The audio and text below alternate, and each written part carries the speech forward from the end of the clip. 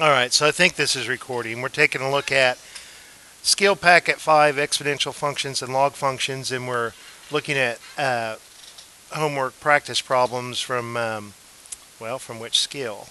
From Skill 5G. So let's take a look and see if we can solve this equation. In the past, some of our previous homeworks, we were able to rewrite both sides of the equation with the same base. You know, if this 30 were 25, I could rewrite 25 as 5 squared.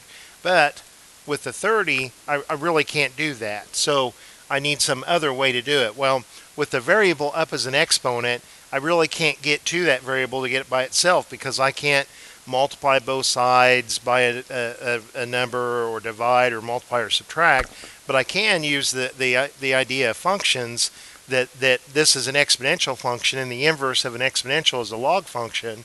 And if I take the log of each side, then I'll be able to use my properties of logarithms, the power rule, and pull that exponent down as a coefficient.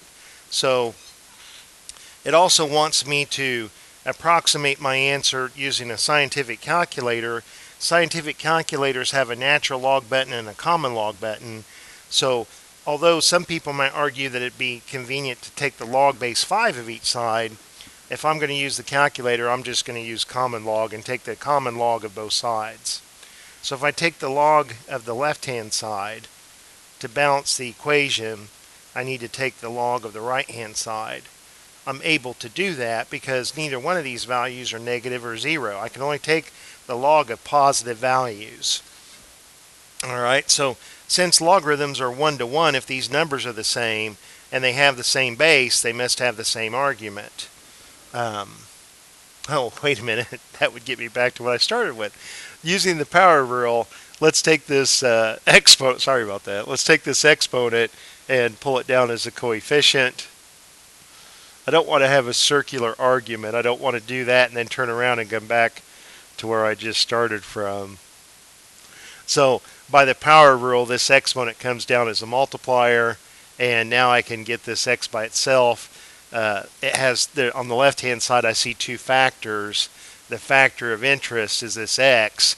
To undo this multiplication, we'll divide both sides by the log of 5. And the log of 5 divided by the log of 5, those common factors cancel. And this is not log times 30. So this is a number, and this is not log. I can't cancel logs or I can't reduce. This is not 30 divided by 5. I can't say that that's 6. So it's time to go to a calculator. Here's my answer. I don't have a property that has a log divided by log. There's no way for me to simplify this any further. If I go to a calculator, if I set my mode to round to 3 decimals, okay, it already is set to 3. If I key in the log of 30, I do have to remember to close the parenthesis and then divide it by log of 5.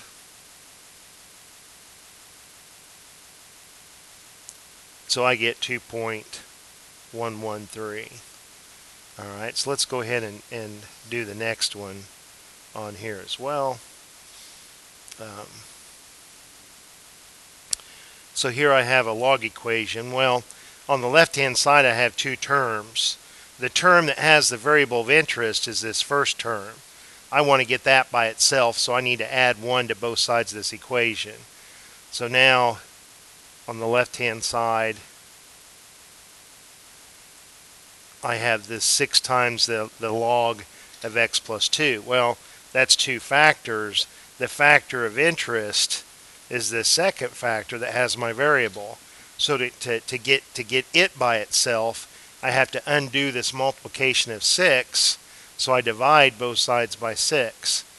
So I'm trying to step by step get my variable by itself, but I've kind of run into a problem here that I need to get the x by itself, but I have no way to divide by logs or to subtract 2. I can't do any of that.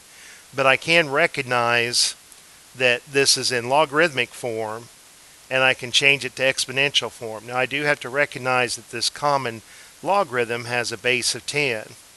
So this equation that's in log form can be rewritten in exponential form if I take this base and the logarithm equals the exponent. So I have now a fairly easy equation to solve. 10 squared is 100, and 98 plus 2 is 100. So,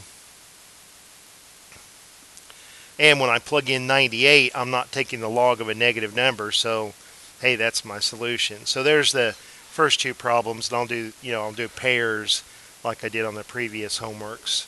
All right, so I hope that helps, and talk to you later.